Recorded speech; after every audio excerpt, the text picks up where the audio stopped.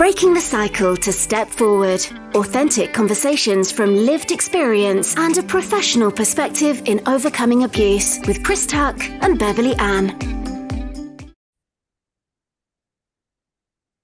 Hi everyone, and welcome to Breaking the Cycle to Step Forward podcast with myself, Chris Tuck, and Beverley Ann. Hello everybody. And our beautiful, lovely guest today is the Dr Elly Hanson. Welcome, Elly. Thank you. It is such a privilege and delight to be here with two people who I admire and respect so much. So thank you very much for having me. Thank you, Elly. Such a great conversation today. We've got so much to talk about. And I know you said that I might embarrass you, but just looking at your bio, Elly, it just blows me away with your knowledge, your expertise, and we can't wait to get into some of this today and share it with our listeners. So with that aside, let's start at the top.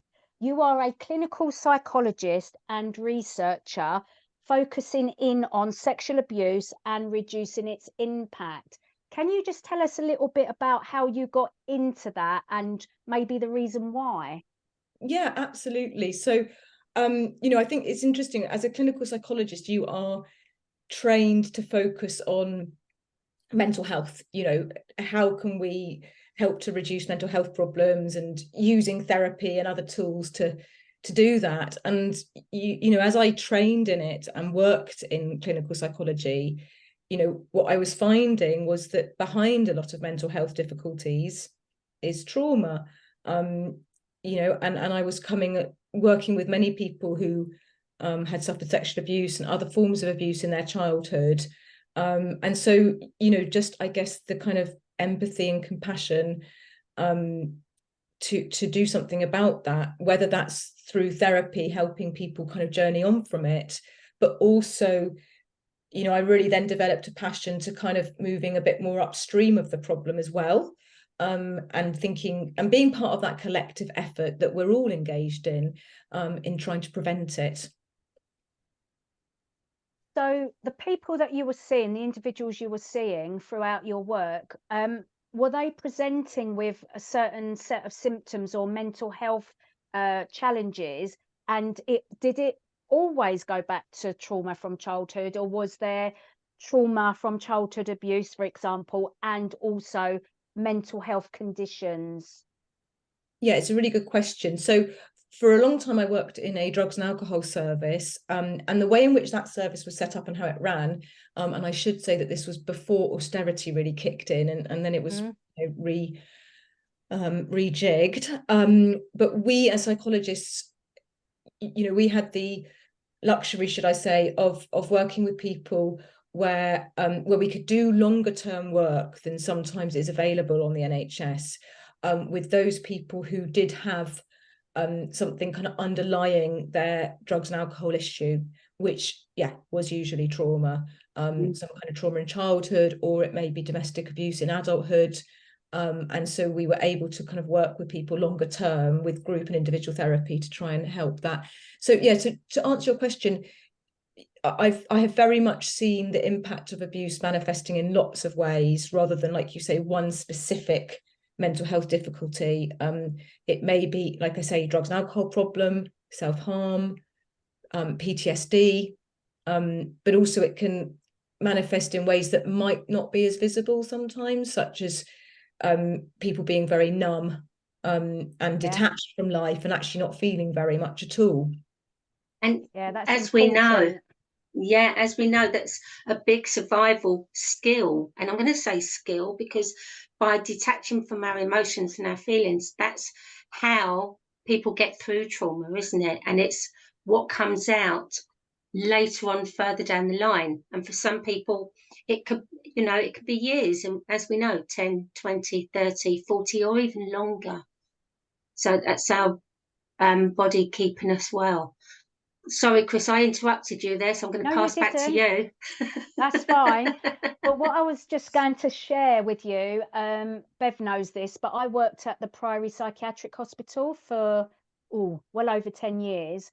first as a business manager doing the accounts, and being senior management level, to help run the hospital on a day-to-day basis, not from a clinical perspective.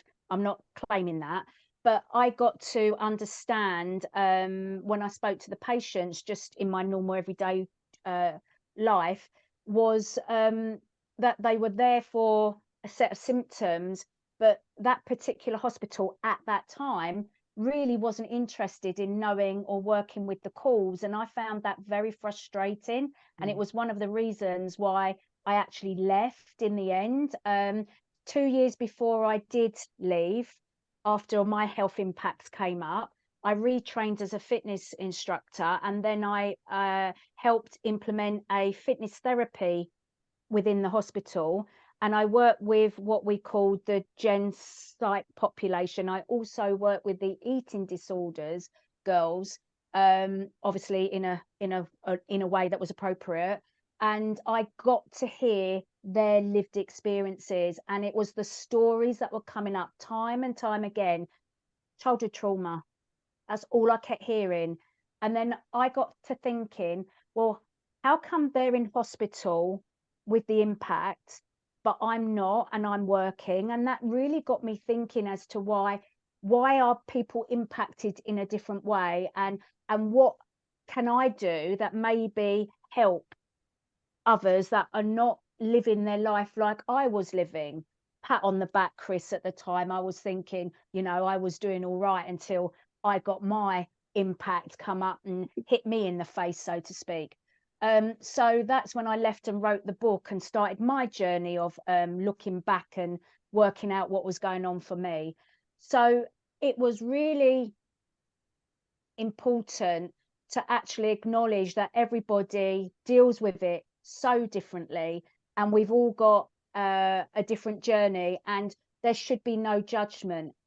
Back then I did judge because I didn't know any better, but as I've gone on through my life, I don't judge anymore, because we are all so different. And just because you're okay one day or 1 year doesn't mean to say it's not going to catch up with you at another time. I could not agree more. And I think there's just that, we want to have that openness, don't we, that everybody's different, and that often somebody may appear fine after trauma, and maybe they are, but also with that openness and curiosity that sometimes there is this delayed impact. And thinking back to what you were saying, Beverley, that often somebody will be in survival zone for a long time, and actually it hasn't felt safe for their body and mind to start that journey of processing what happened. So there are those kind of dissociative barriers maybe still in place until you're then in a safer time in your life or place in your life to be able to go back to the trauma. And I feel like our bodies and minds are very good at knowing when that time is. Oh, and that feeling of safe is so underestimated, because safe is different for everybody, and it's safe, in your environment at that time. So that environment doesn't necessarily have to be at home. It can be outside of the home. And this is what sometimes people misunderstand. I feel that sometimes anyway. Absolutely. And it's, the survivor themselves, their body and mind is going to be the best judge of when it is safe, actually. And this conversation is making me think back to when I worked at the Drugs and Alcohol Service. Myself and a colleague ran a group for survivors of sexual abuse, and we were trying to work out how to evaluate whether the group had helped or not.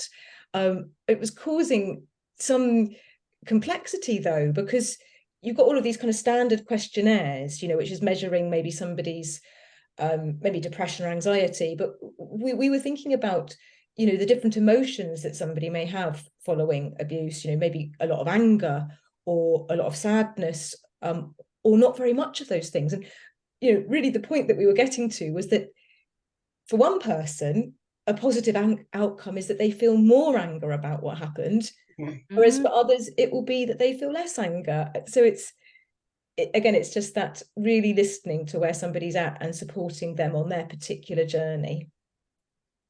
One thing I was going to pick up on, Elly, is that when I spoke to any individual that was at the hospital for addiction, they were not able to carry on with their therapy if obviously they relapsed. They had to be clean in order to do the program, or, you know, cleaning themselves up, if that's the phrase, detoxing. And if they relapse, they weren't allowed to continue, because and they weren't allowed to speak about their root cause problem, because they were there to deal with the symptoms. And again, that never played right in my mind. I was just thinking, well, until they deal with the cause in some way, shape or form, their default coping mechanism is going to be the same thing. So over the 10, 12 years I was there, I was seeing repeat people come back. They were just on a cycle. They'd go away, they would live their life, oh yeah, I'm clean. But they'd be back within 6 months or a year because they've relapsed, because they've not dealt with the root cause. And I just couldn't get it.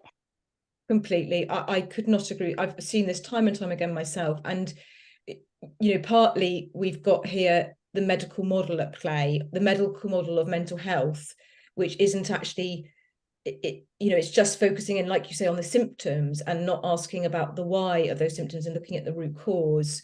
And what that does is it really works to invalidate people apart from anything else, which actually is what they've experienced as a child in one way, shape or form. And you're then compounding the impact. You know, it's a kind of double whammy, isn't it? That you've suffered this trauma, but you're then suffering a mental health problem, which is kind of badged as just because of you, not because of something that's happened to you. Yeah. And like you say there, Chris, we then just are kind of prescribing people to kind of go round this hamster wheel of symptom control without ever going upstream of that. So for me, and like I said, how we worked in that service, yes, you may well need to do quite a bit of stabilization work with somebody, but we really need to have two hands, you know, that you do that stabilization, help them kind of ground and manage those symptoms, but also there is space to process what has happened and to make sense of it in a way that is going to be more adaptive and helpful, you know. And you know, what you find is that if people are then able to process the trauma, they're not wanting to use drink and drugs in the same way. Yeah, they're learning that wonderful word that I call self-care. Exactly. And it's learning it, which is the hardest part. Yes. So, Bev, did you want to add anything else to that little bit of conversation there? Because I know that you have been involved in that area yourself. Yeah, and we could go on talk about this for a long time. I was trying to hold back, but thank you, because I'm very much a believer that unless we enable people to understand what's happening with their body, how it's responding, but also learn about the wellness tools, not just in crisis, but to help learn. So as it's building up, it's like, oh, okay, I understand what's going on here. What can I do? What have I got available? And that's where I believe it really helps people to then become safe in their own bodies and their own self. And when they're feeling these emotions coming up, okay, I understand what it is. It might not feel nice, but I understand how I'm still safe. I'm here today. I'm not back in that unsafe place. So, Elly, we could go on for and Chris, we could go on loads more about that. But it'd be really great to hear. Now you've moved further on, haven't you, now, in what you're doing? Well, yes, you know, I'm kind of involved in a medley of things, but one strand that the three of us have spoken about and touched on is my work with education, specifically this rather mouthful PSHE education, which let's just stop there and unpack what that is, shall we? None of us. What does it stand for? So it's personal, social, health, and economic education. And really, I mean, maybe we could just summarize it as life education. It's that part of curriculum that is, supporting young people with the kind of knowledge and skills to navigate the modern world, really. Well, not just the modern world, also, the age-old world of relationships and health and work. So we've got a lot. Yeah. Sorry, we've got a lot to unpack here, haven't we? Because we've had multiple conversations around all of this, and we're going to talk over each other. I can see it happening. No disrespect to anybody, but before we touch upon all of those different areas, I just want to pick up on the work that you've actually done, because that will feed into what we're going to speak about.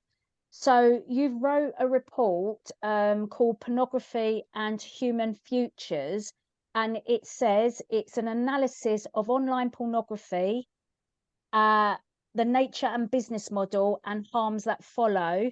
You've also been involved with CEOP, producing a preventative education resource, building healthy relationships and creating positive cultures. You've been involved in many academic papers and chapters on online sexual abuse and its impact. So there's a lot of work that you've done, Elly, that's involved children and young people, and the power really of healthy relationships, unhealthy relationships. So what Bev and I really wanted to touch upon is what is actually being taught in our schools at the moment. If you could address that, I don't know if you know, I'm sure you do. And this contentious narrative outside of the educational system, where some adults are saying, I don't want my children having that education. I think there is a miscommunication here about what is being taught and why, and the importance of it.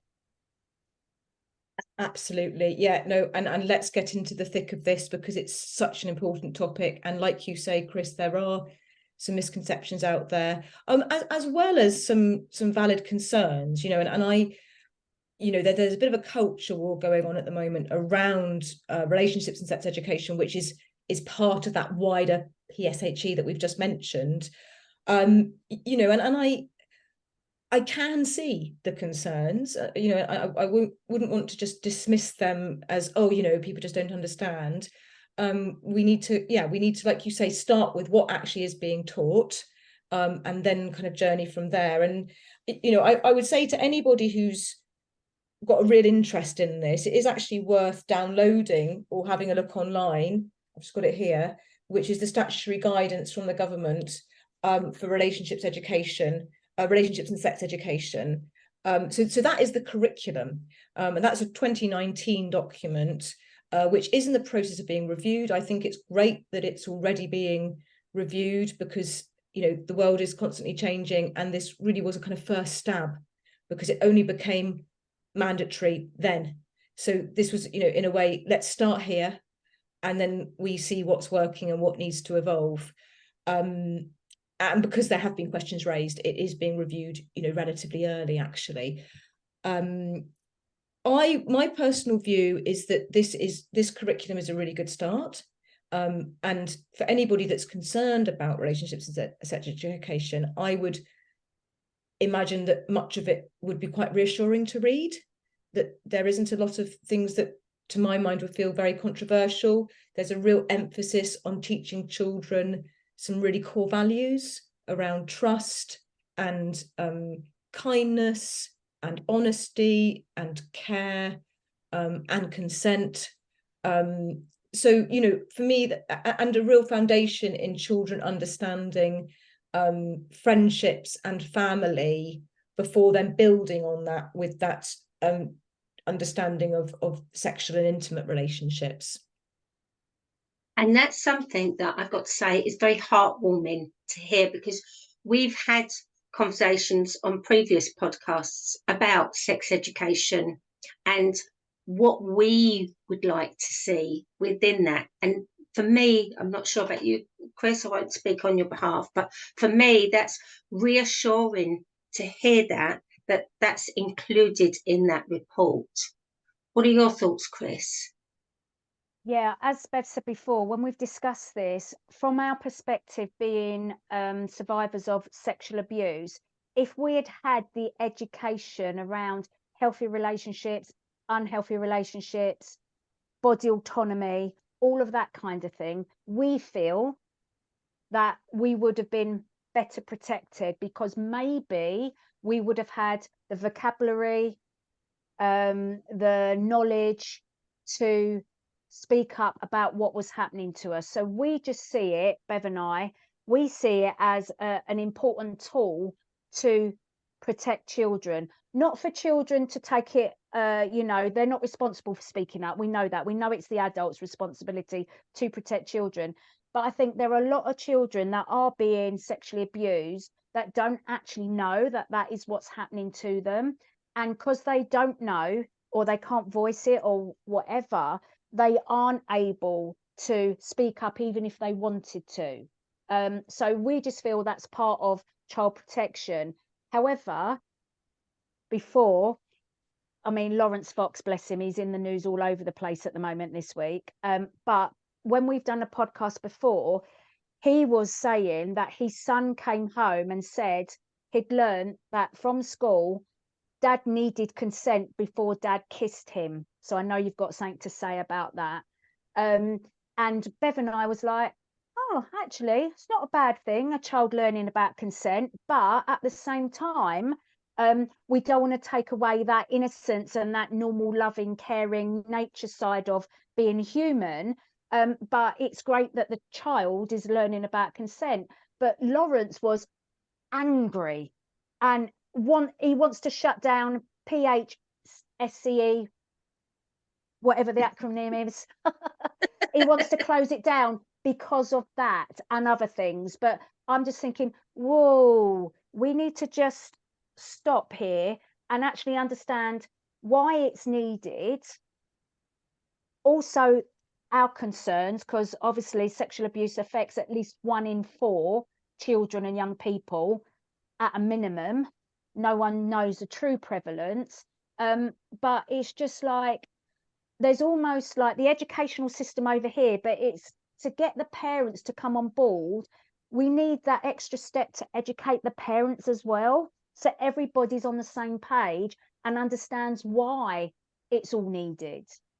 Completely. Oh, Chris, there's so much in what you've said there that I'm just kind of applauding and resonating with. And just, I want to just pick up on a few things, if that's okay. So, you know, the point that you've both made about actually, if you had had this education, the difference that it might have made. And I feel that very acutely myself. It's one of the reasons why, you know, having worked with the issue of sexual abuse, I did want to move into education. And interestingly, I was involved in a piece of research where we were interviewing young people who'd experienced abuse. Much of that abuse had been online. Much of that abuse had involved other young people. And what, you know, we were talking to them about, like, what would have helped and what are your views on the way forward for society. And what really struck me was that the thing that they most recommended, so the most common thing that they said they wanted, was this good quality relationships and sex education, completely resonating with what you're both saying. And like you say, it's not that we're placing responsibility on children with this, but it feels to me morally wrong to withhold from them an understanding of vocabulary and some skills with which children might be able to reach out for help. You know, and it feels morally wrong to deprive them of that, and that they may be experiencing abuse and then there's just a vacuum around them where we can't talk about sex, and that vacuum, like we know, is being filled with things like porn, which just compound the messages from the abuse rather than provide a rich sexual ethics and vocabulary which could help them. And interestingly, those young people were also saying, you know, it would have helped me recognize what was going on and ask for help. But also those young people who'd been abused by other young people were saying, and it would have helped them. It may have actually taught those young people kind of harming them what sexual abuse is, and may have helped them avoid perpetrating it in the first place. Yeah, it's bringing an awareness and an education from all different factors, because one of the things we often hear, and I understand it's fear, one of the quotations that I can hear in my mind is, but we don't want to sexualize our young children. Well, sadly, the fact is that there's a lot of young people being abused. Now, that's not a statement to witch hunt. What we're saying is, if we teach about relationships, that I think is fundamental in learning from a young age how to respond to each other within a community. And as we get older, it becomes more natural rather than withholding it. And it's not just about abuse, but the caveat for saying, but it's keeping our children safer and raising awareness, surely has got to be the best outcome, I personally think. Yeah, Bev, like following on from that, you know, the argument is that some parents or caregivers will say, I want to protect the innocence of my child. So do we all. We want all children's innocence to be protected. Yeah. We do. And, you know, I think sometimes the misconception here is that to teach about the principles for healthy and ethical sexual connections versus those that are abusive or unhealthy, the misconception is that that involves a lot of teaching of explicit sex, but it doesn't at all. No. You know, actually, this is about teaching principles. So I have a few principles in my head that are my kind of wish list for relationships and sex education. So, you know, I'll launch into a few of them. So one would be mutual enthusiasm, that both people involved in that sexual experience are enthusiastic about it, and that there's a reciprocity. One person's desire is actually playing into the other person's desire in a spiral, rather than someone doing something to somebody else. Another principle would be attunement, so that both people are listening to their own thoughts and feelings and to the thoughts and feelings of the other person, and that is then playing into what happens. There's also the principle of thinking about best interests, my own best interests, but also the other person's best interests, and communication, checking in with each other before, during, and after, honesty and equality. You know, so those are some of the core principles that I would want children to have a very good grasp of.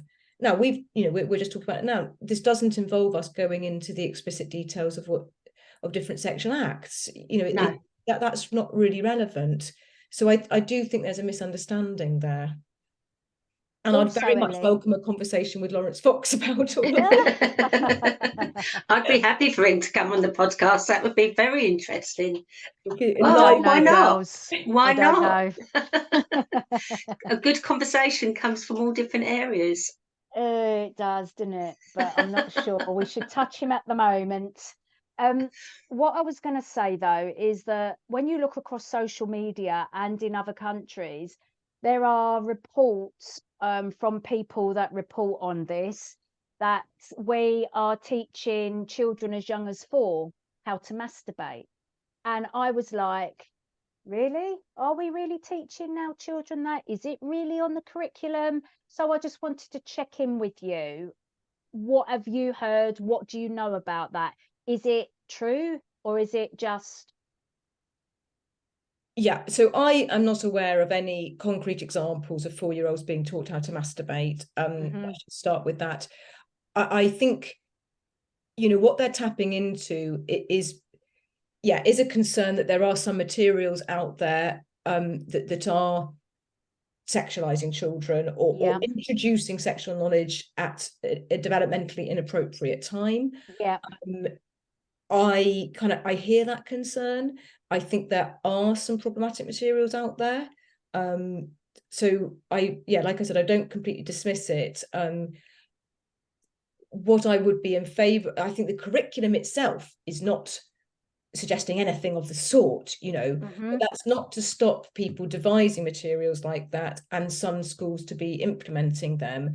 I think there is a journey to really kind of evaluate what schools are doing and to offer teachers more training. So I do a lot of work with the PSHE Association, which is a membership body for teachers and schools, and it really has that aim of kind of training and teaching kind of good principles for this education. So that's one particular body that would support a kind of sensible approach to this.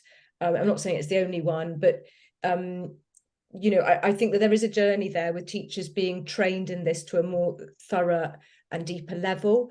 You know, it's relatively early that this has become a mandatory subject. It's not taught in, you know, if you're a history teacher, you're taught to teach history, but no one in their teaching degree is taught to teach PSHE. And I think that's a real gap, because it's potentially one of the most complex subjects. So for me, that's the direction of travel now. And I think, you know, asking schools to do a bit of an evaluation to make sure that all of their teaching materials is in line with the curriculum.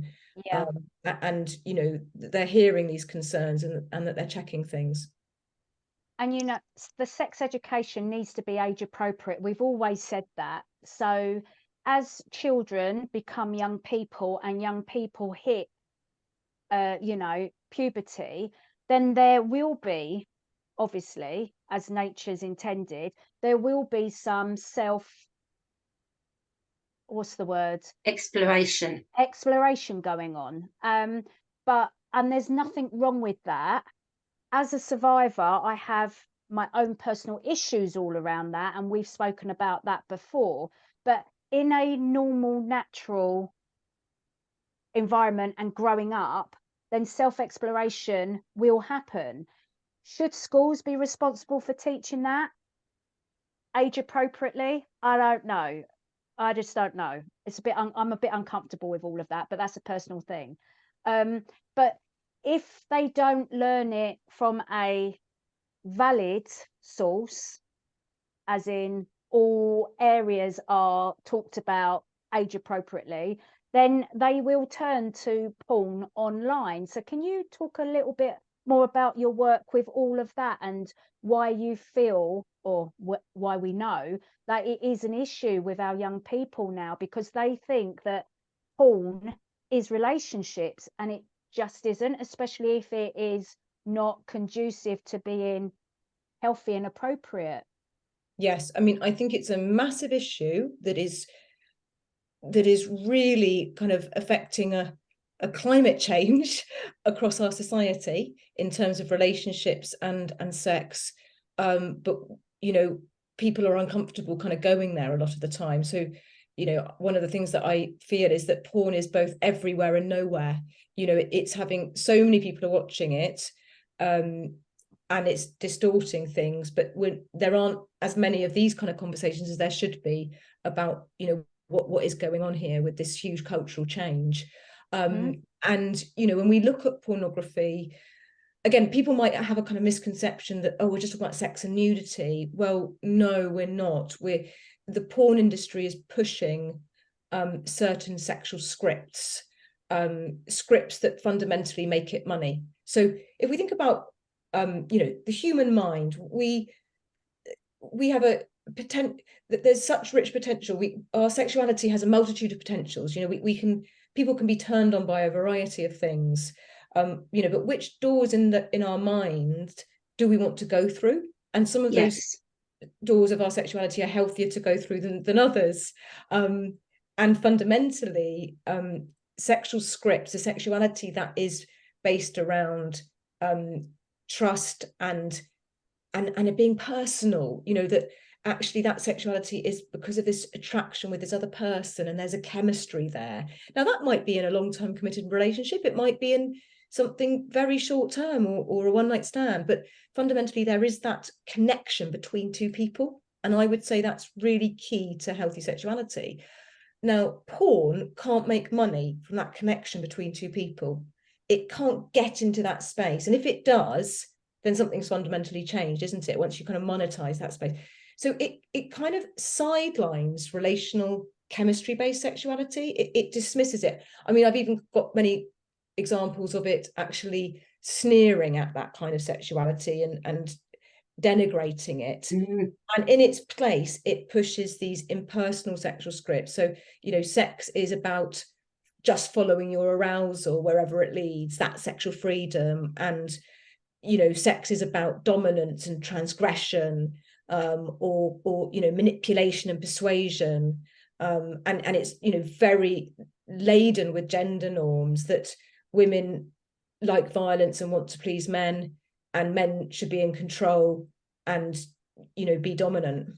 So it's pushing these messages about sex, which, yes, whilst people may get turned on by them, that doesn't actually encompass their sexuality, and pulls them away from this richer, ethical, relational based sexuality. That's one of the challenges that I find as well, because we're talking about education within school for younger people. But one of the conversations we've had is the education they have when they're watching TV. You know, even before the watershed, we see adverts for different programs that are happening. We see videos. I mean, I'm not saying that I don't enjoy watching some of the dance videos, but when you look at them over the years, and it's not just now, they've been happening for a long time, some of the acts that are portrayed within those videos are pornography.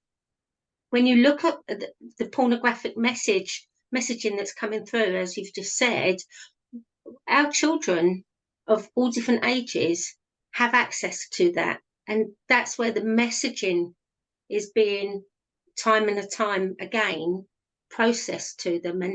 And yet when we want to change that, people have a fear. So on one side, we have people saying, don't teach children sex to our children, you're taking away their innocence. And yet in another factor, such as our television, we are portraying these sexual messages all the time. I think you've just completely summed it up there. And, you know, between those two positions, children fall with nothing to help them navigate this increasingly complex world where you have big corporations seeking to shape them and their sexuality towards profit.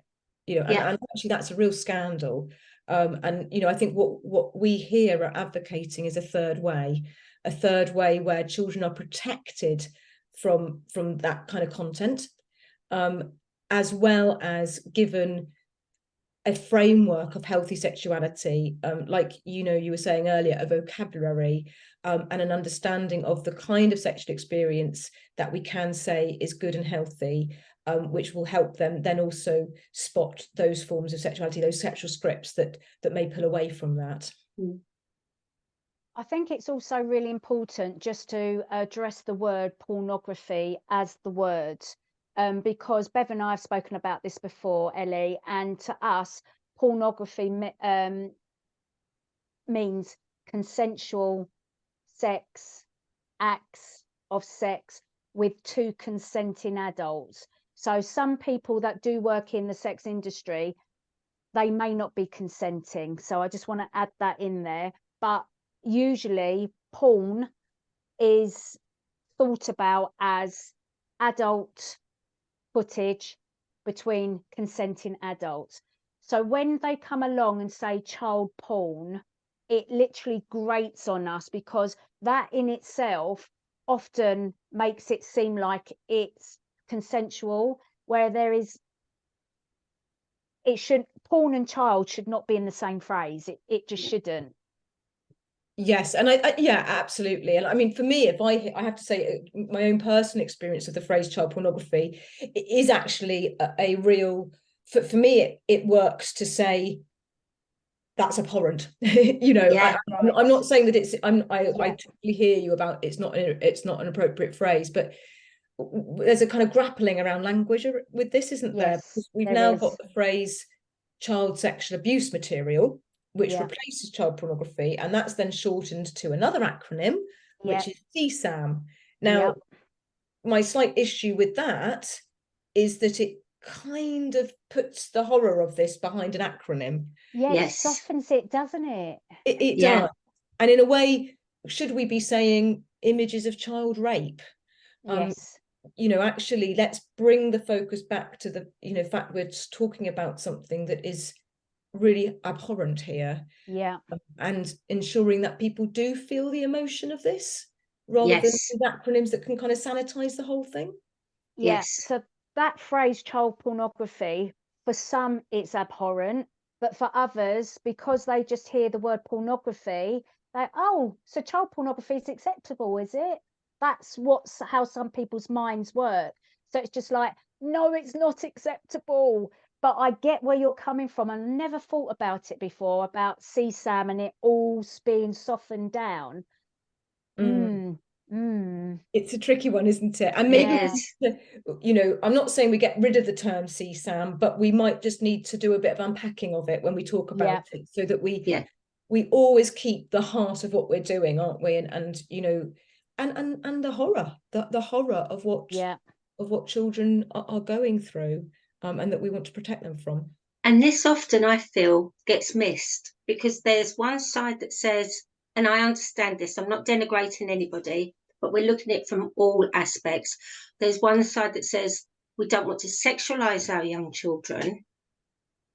But then, as Chris said earlier, 1 in 4 that we know of, young people, and we know that it's as young as, well, I don't mind sharing, I was just about 4 when my abuse started, and I'm not the only one. I'm one of masses. You know, sexual abuse starts from a very young age, including babies and toddlers. So if we don't find a way to open this language, what the silence does, and that's what it is, silence it, it becomes a norm. And when it becomes a norm, and that it's not talked about, that means it will continue. Going back to language as well, so I was intrigued why some people call it sexual violence. Why do some people call it sexual abuse? Why do some people call it rape and sexual assault? And what does sexual assault mean? So we've got this language that it you know, we all think we know what it means, but it means different things to different people.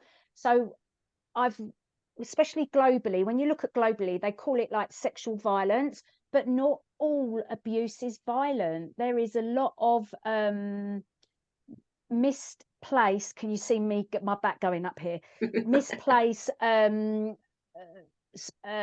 sexual misconduct going on, sexual abuse going on, but it's not always violent. And this is where many victim and survivors have issues or challenges dealing with their impact, because he loved me.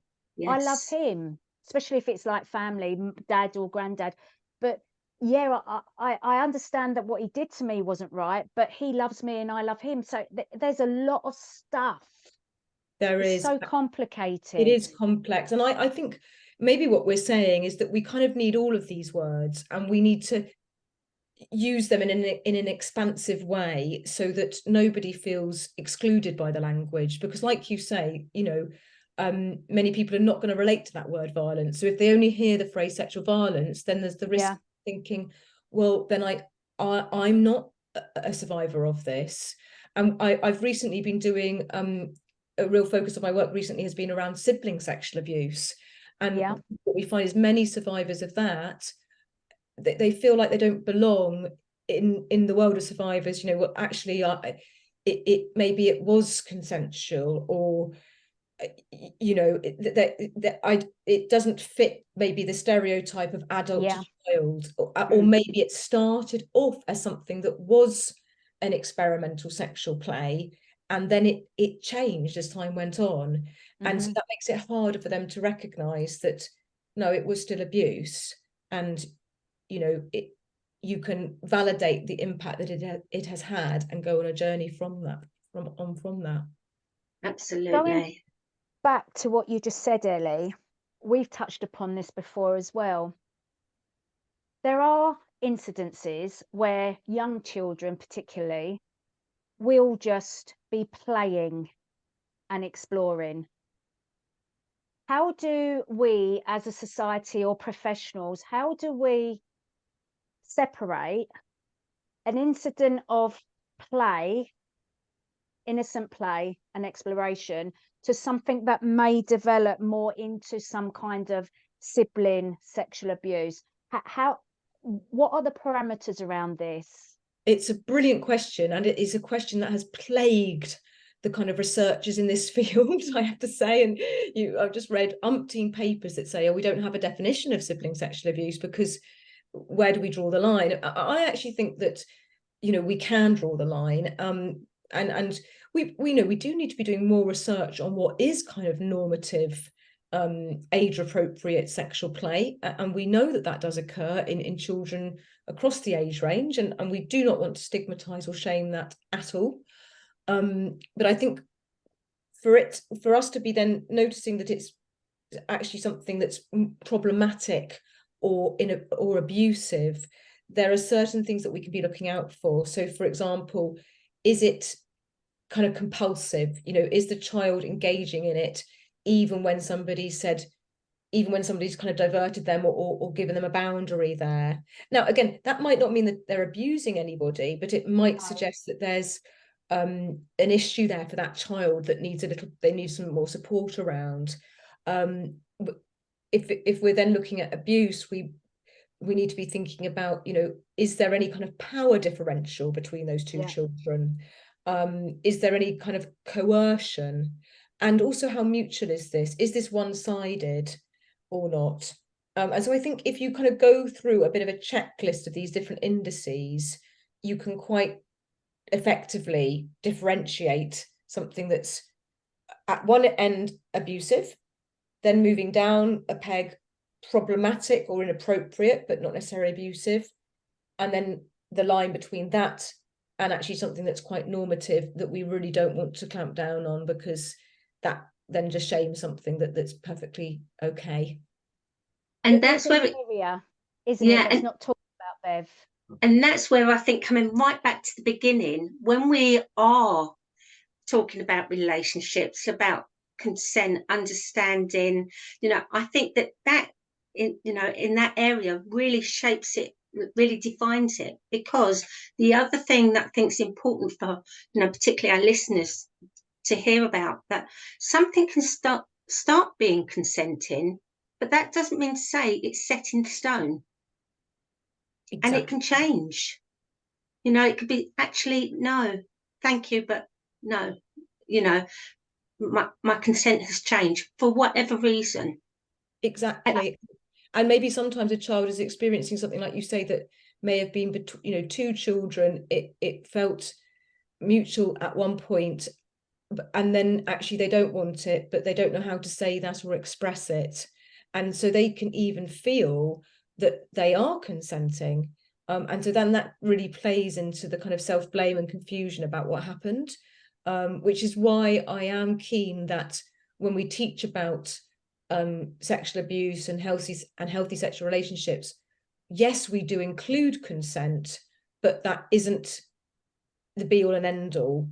Because many people experience things that they feel they've consented to, but actually there was a lack of mutuality, and those principles that I was talking about earlier, equality, attention to each other's best interests, all of those things, some of those ingredients were missing.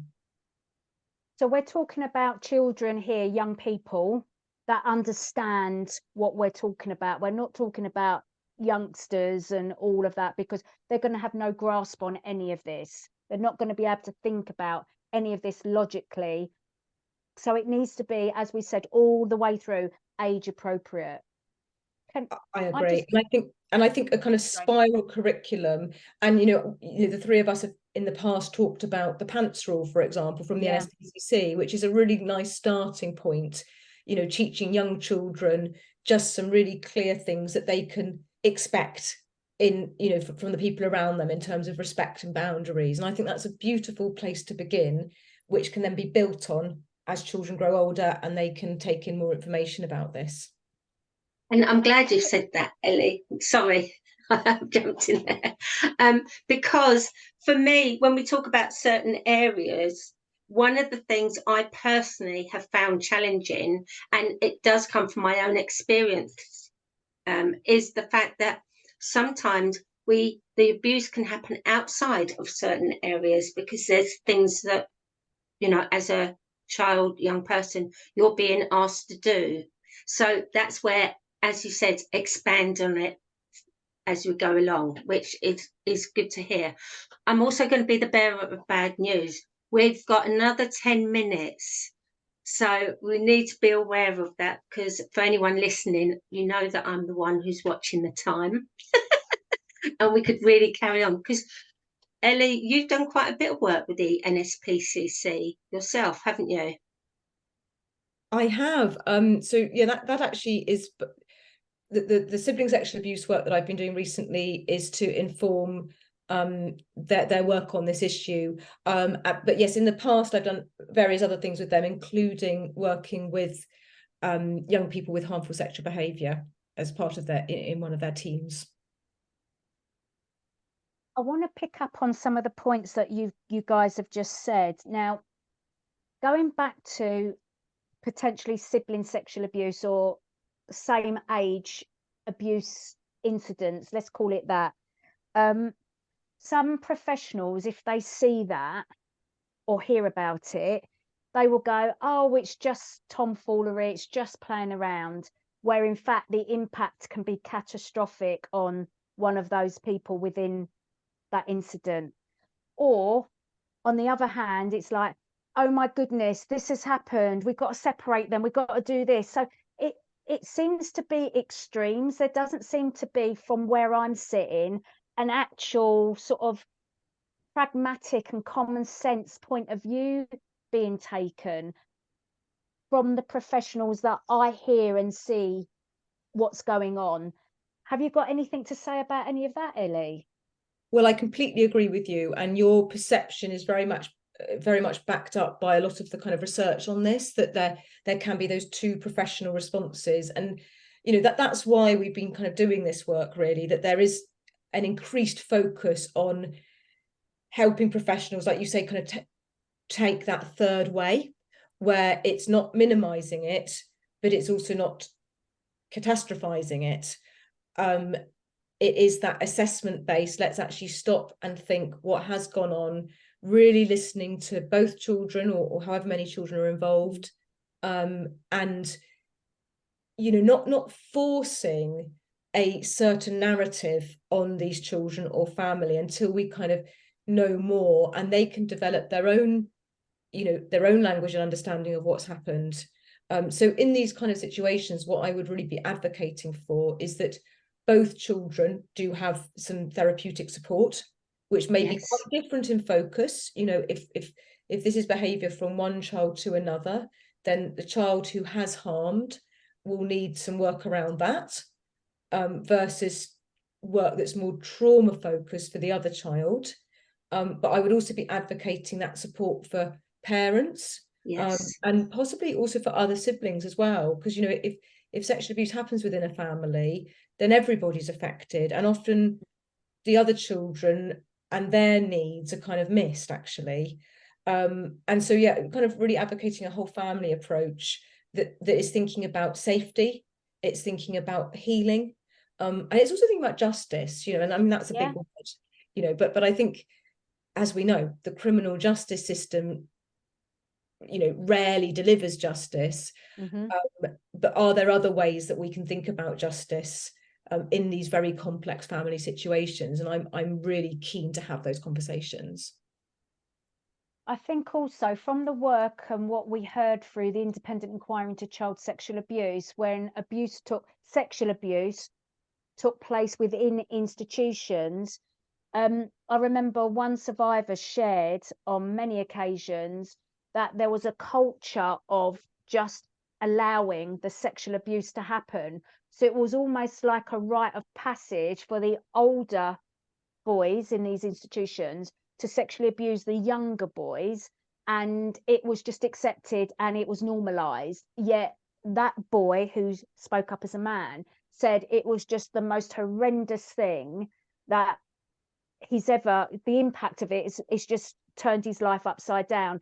And because of the word, well, it's just boys being boys and it's tomfoolery and it's just exploration, it actually devastated his life. And I think that we just need to know that there's these two extremes being played out, but we've got to really, as you said over and over again, you've got to look at it from whoever's involved and give the appropriate support where it is needed. But where there is a pure act of crime, that also has to be dealt with in the right way as well. And it's holding those people to account that are running these kinds of institutions, that have allowed this culture to manifest and carry on, because it's not right.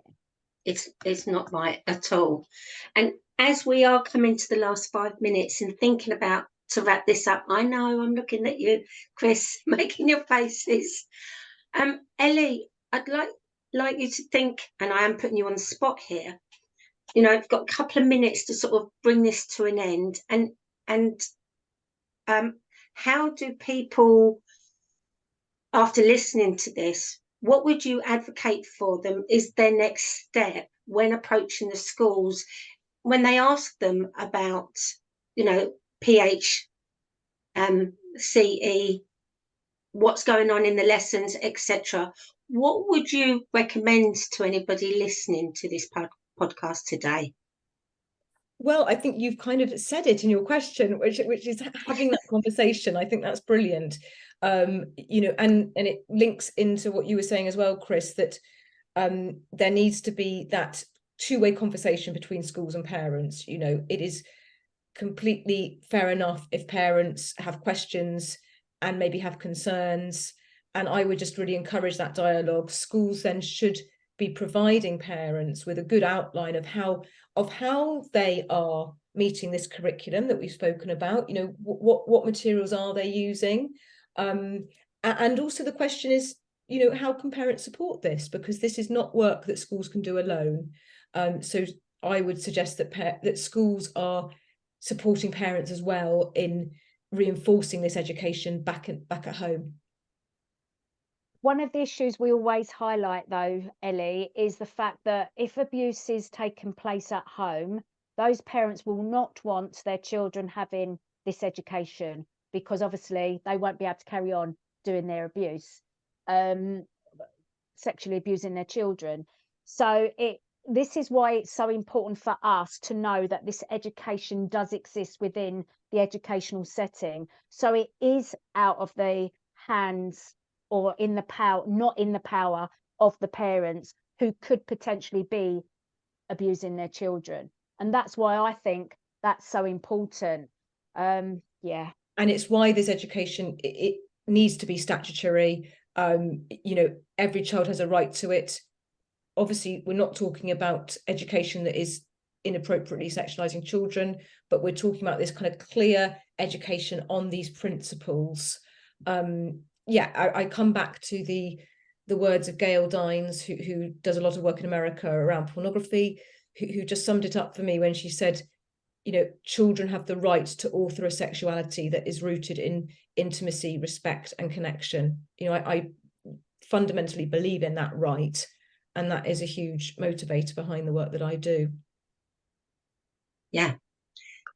And thank you. And I just want to say, and it's something we discussed before, but for anyone listening, I just want to share that, Elly, you're not actually a survivor of sexual abuse. And we think that that's fantastic, because there's many a person who's not a survivor. They're a supporter, ally, and they're always saying, what can I do? And I think what you really shine through is you're an advocate of that you don't have to be a survivor to want to keep children safe.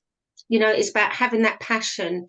And if anybody here is listening who's not a survivor and they are looking for someone to inspire them, I think you're an amazing inspirational person, and I thank you for all the work that you do.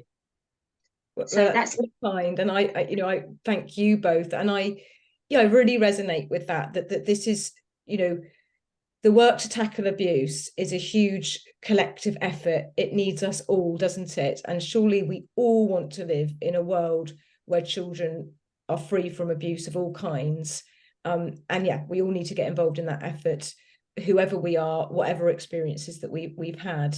And yeah, we're kind of saying, aren't we, everyone's welcome to join this. And absolutely, absolutely. Chris, any last thoughts for today? Well, I've got so many questions that I want to ask. So, Elly, if you really fancy coming back onto the podcast in the future, please will you join us? I would love to. It has been such a pleasure today. Lots that we've explored and lots that we can further explore. So yes, I guess we're kind of saying to be continued. Exactly. Absolutely. Yeah. Beverley, what about yourself? Well, just to say that we will be putting any links that we've discussed and Elly shared underneath. If anybody has any questions, can they email breakingthecycle2stepforward@gmail.com, and that link will also be underneath. For me, I love conversations like this because, you know, anybody listening in can take something away.